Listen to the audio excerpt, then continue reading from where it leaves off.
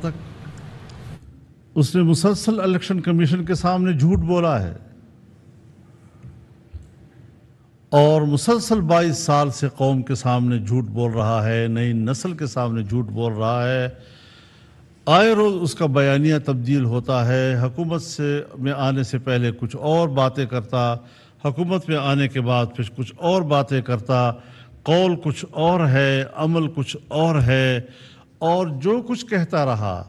بڑی آئیڈل قسم کی باتیں، لیکن جب عملی میدان میں آیا تو پاکستان کا ایک نااہل حکمران ثابت ہوا۔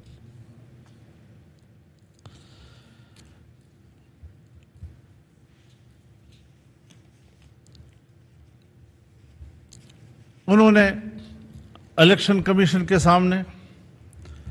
جھوٹے بیان حلفی، جھوٹے سرٹیفکیٹ اور ڈکلیریشن جمع کرائے۔ یہ آئین کی خلاف ورزی ہے، اور آئین کی ایسی خلاف ورزی کہ اس سے پہلے سپریم کورٹ اور الیکشن کمیشن بہت سے لوگوں کو نااہل قرار دے چکی ہے۔ آج ہم اس مرحلے میں داخل ہو چکے ہیں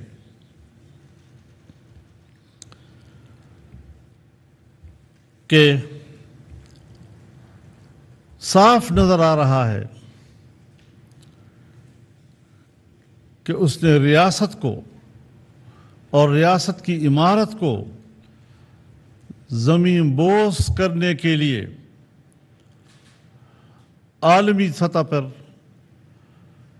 مدد حاصل کی ہے، بلکہ یہ ایک عالمی ایجنڈے کے طور پر عالمی امداد حاصل کر کے اقتدار تک پہنچ کر پاکستان کی ریاست کو اکھاڑ پھینکنے اور ملک کے خاتمے کے لیے اس نے اقتدار حاصل کیا۔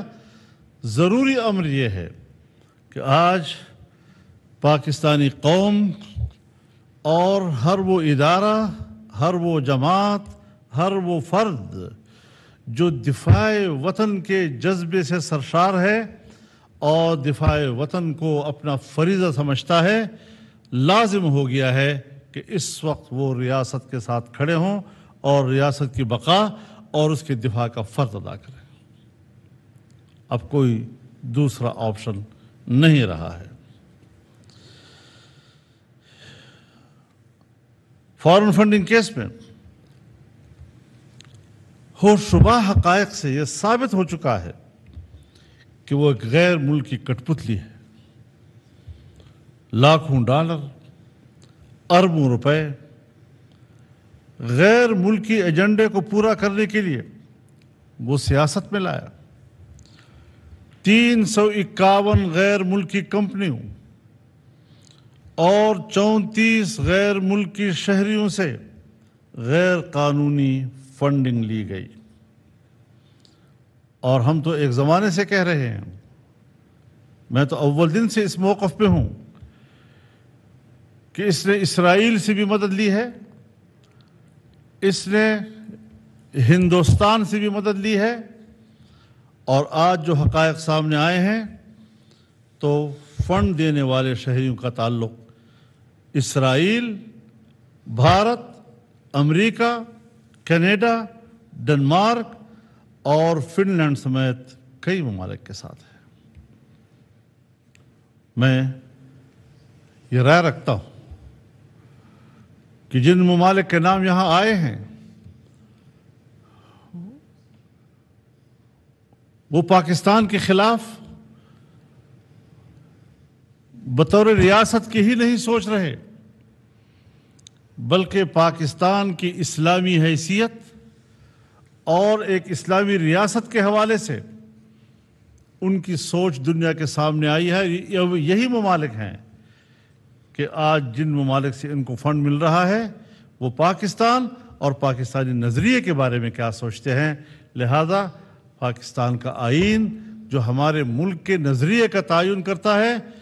وہ اس کے نشانے پہ ہے، اور ملک کی اس اسلامی حیثیت کا خاتمہ ان کے ایجنڈے پر تھا۔ جو ملک سامنے آ رہے ہیں ان کے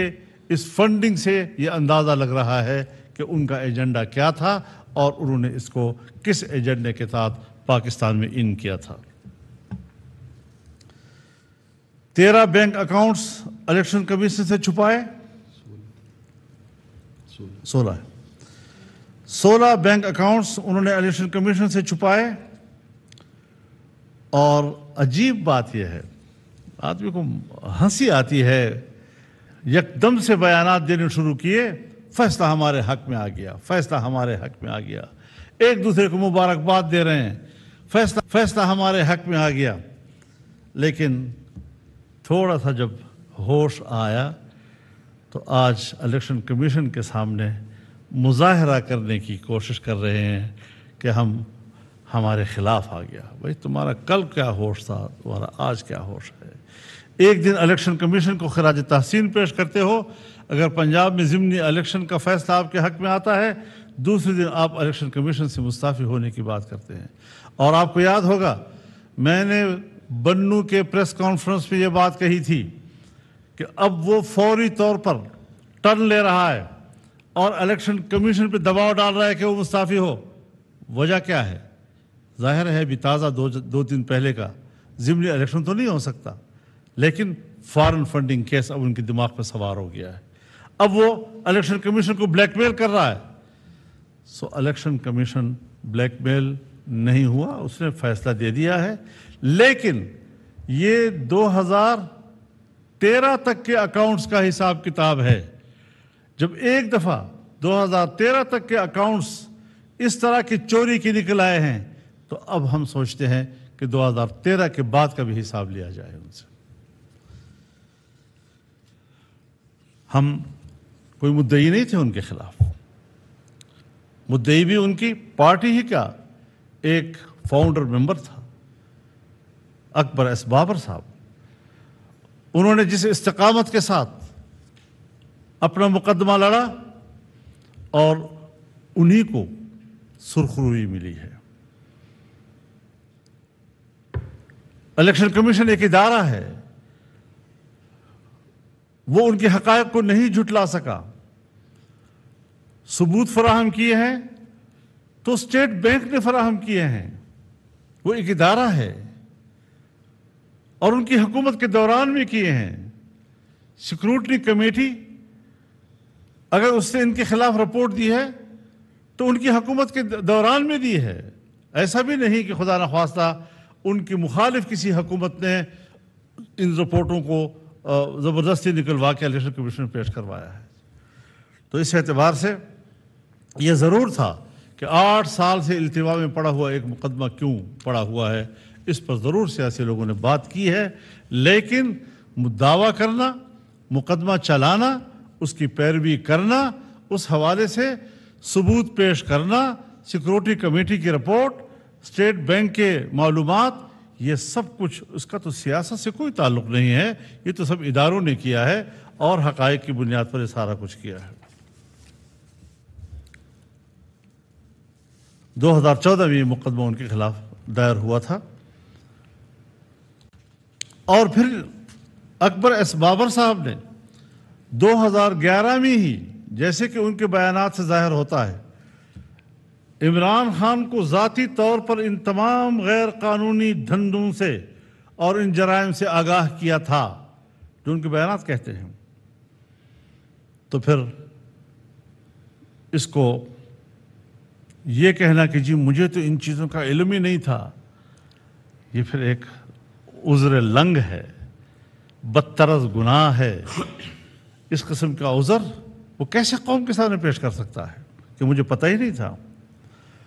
اپنے دستخطوں سے بینک اکاؤنٹ کھلوائے اور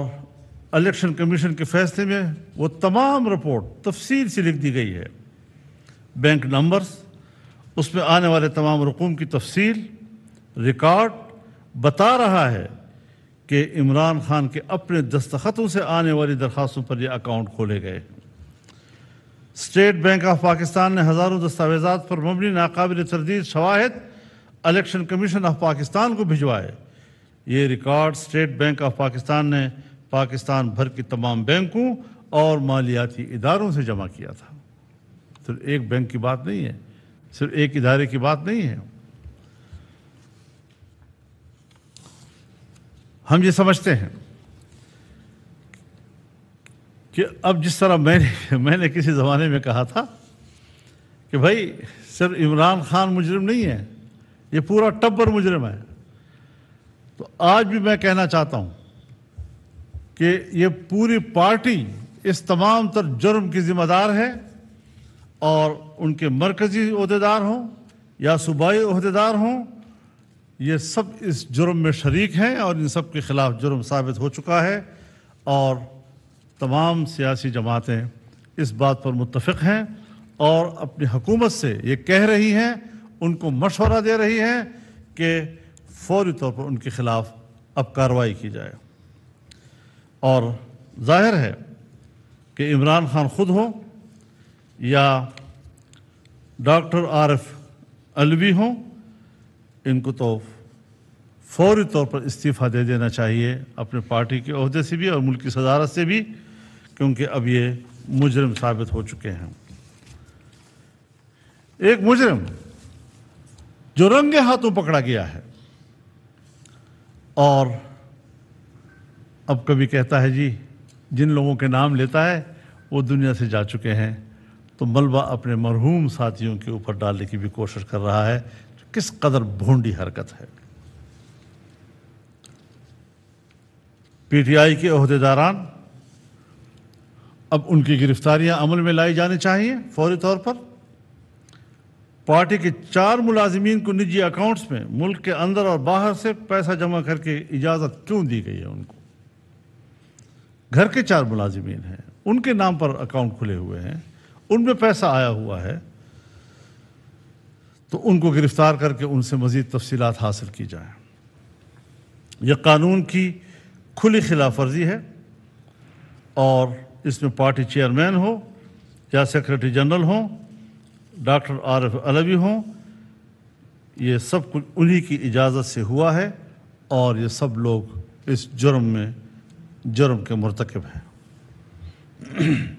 تو یہ آج کے اجلاس میں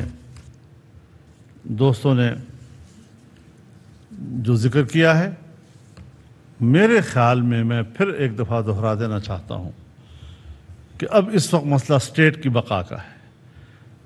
ریاست کی بقا کا ہے، اور ریاست کی بقا کے لیے ریاست کے دفاع کے تمام ذمہ داران اور سرزمین وطن کے دفاع کے جذبے سے سرشار ان تمام اداروں، تمام قوتوں اور تمام تنظیموں کو ایک جان ہو کر اس ملک کو بچانے کی فکر کرنی چاہیے۔ سب چیزوں سے ہمیں بالاتر ہو جانا چاہیے اور ایک صف میں کھڑے ہو کر ہم اپنے ملک کا دفاع کریں، ملک کی بقا کی جنگ لڑیں، اور اس قسم کے جرائم پیشہ طبقوں کو ملک کی سیاست سے اکھاڑ باہر پھینکیں۔ یہ اس کو تاریخ میں ایک علامت بنا دینا چاہیے عبرت کا، تاکہ آنے والی نسلیں اس قسم کے لوگوں کے انجام سے عبرت حاصل کریں۔ خدا حافظ جی۔ مولانا فضل الرحمان، پی ڈی ایم کا جو اجلاس ہے اس کے بعد اہم ترین خبریں اب ایک کلک کی دوری پر، آپ کے پسندیدہ ٹاک شوز ہوں یا اہم ملکی یا غیر ملکی شخصیات کی نیوز کانفرنسز، ہر لمحہ باخبر رہنے کے لیے سبسکرائب کریں ہمارا یوٹیوب چینل۔